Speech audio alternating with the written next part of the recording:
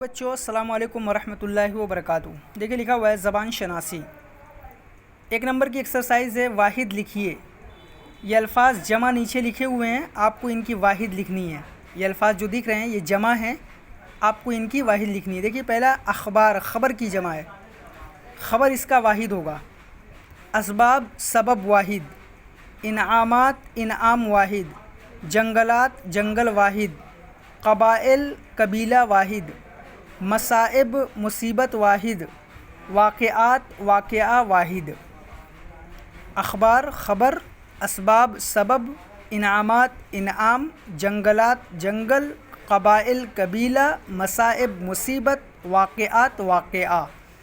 پھر اس کے بعد لکھا ہوا ہے کچھ الفاظ مؤنث ہوتے ہیں اور کچھ مذکر ہوتے ہیں۔ روزمرہ کی بول چال میں آپ اندازہ لگا سکتے ہیں کہ کون سا لفظ مؤنث ہے اور کون سا مذکر۔ جیسے تیری جان میں جان لفظ مؤنث ہے کیونکہ اس سے پہلے تیری بولا گیا ہے، تیرا نہیں۔ انعام ملا میں انعام مذکر ہے کیونکہ انعام کے ساتھ ملا کا لفظ بولا گیا ہے، نہ کہ ملی۔ الفاظ کے آگے مذکر یا مؤنث لکھیے۔ یہ الفاظ دیے گئے ہیں کچھ، تین ادھر اور تین ادھر، آپ کو ان کے سامنے لکھنا ہے کہ یہ الفاظ مذکر ہے یا مؤنث۔ دیکھیے پہلا ہے جنگل، جنگل کیا ہے؟ مذکر، جنگل مذکر۔ غار یہ بھی مذکر ہے، غار مذکر۔ قبیلہ، قبیلہ بھی مذکر ہے، قبیلہ مذکر۔ پھر اس کے بعد انعام، انعام بھی مذکر ہے، انعام کیا ہے؟ مذکر۔ وعدہ، وعدہ بھی مذکر ہے، وعدہ کیا ہے؟ مذکر ہے۔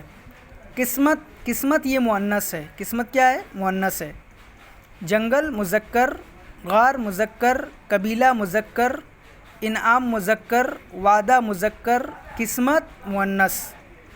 پہلی والی ایکسرسائز میں آپ کو جمع الفاظ کے واحد لکھنے ہیں اور دوسرے والے میں آپ کو یہ بتانا ہے کہ کون سا لفظ مذکر ہے اور کون سا لفظ مؤنث ہے۔